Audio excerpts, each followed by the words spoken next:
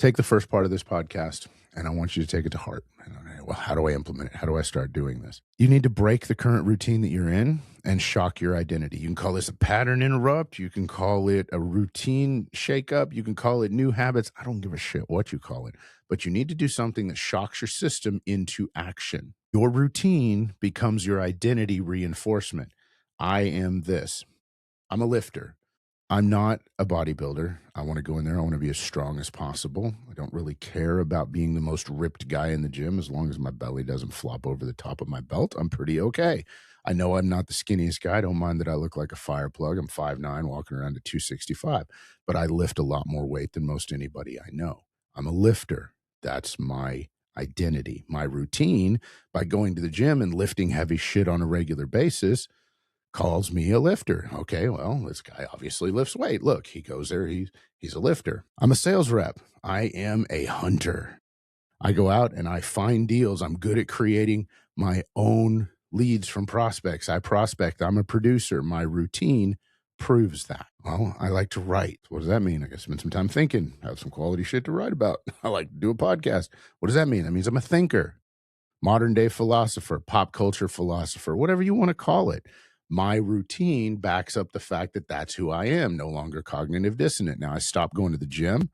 I still feel like a lifter. I'm still a lifter, but my routine doesn't say that. So my brain starts screwing with me. Just like anything else, I'm a hunter. I'm really good at prospecting. Well, guess what? You can be great at prospecting, but if you don't go out and hunt leads, so what if you're good at it? You're still not making any money from your new leads. Doesn't matter. I'm a writer. I like to write. I like to create. I like to podcast. I like to teach people. If I don't sit around and think about new stuff to tell you guys and teach stuff, get around to recording it or get around to writing it down, does it really matter? No, none of that matters. So you have to realize, can you tolerate the discomfort of acting outside of that vision that you see yourself in? That creates anxiety. That creates a problem. That creates cognitive dissonance. Can you tolerate? Can you tolerate the discomfort of seeing where you've slipped without dramatizing it? Quit explaining yourself. You don't need to tell people why you're doing what you're doing. They don't care anyway. All they care about is their own problems. You don't need to make it a big deal. Oh, I know I fell off at the gym. I didn't go for a week. Poor me. Sorry. I'll do better tomorrow. I promise I'll do better tomorrow. I'll do better tomorrow. Every day, Des asks me if I'm going to the gym. Every day. She likes when I go to the gym. Says I'm more confident when I go to the gym. We'll talk about that in a few minutes. But I don't go every day. Some days I just can't. On the days that I realistically had shit to do or I was sore or whatever, my answers to her are much different on those days. No, not yet. Hadn't made it. Didn't plan on it. Whatever. No, didn't go. On the days that I should have gone, that I was just goofing off, man, I got every kind of explanation you can imagine. And all that is a bunch of fucking excuses. Telling her that I just didn't do what I needed to do. And bless her heart, she takes them, but she gets that little smile and understands. And I mean, she does the same thing with her working out. And, oh, well, I should have gone. I don't know why I didn't. And we kind of beat ourselves up. And this is not healthy, but it is pretty normal.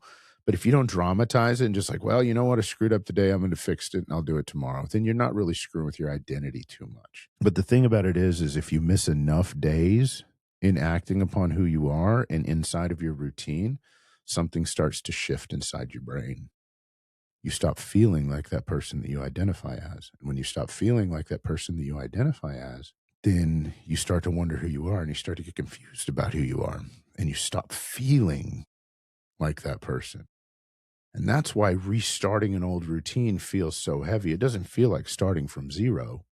It feels like starting from -10 because now you don't see yourself as that person anymore. Even though that's still who you are, even though it could have only been a couple of days. That's why they say one day is a mistake, 2 missed days could be an issue, 3 missed days, you started a new habit. Because now your body starts trying to justify who you are, your body, your brain, however you want to do it, it starts trying to justify who this new person is. It's not the workout.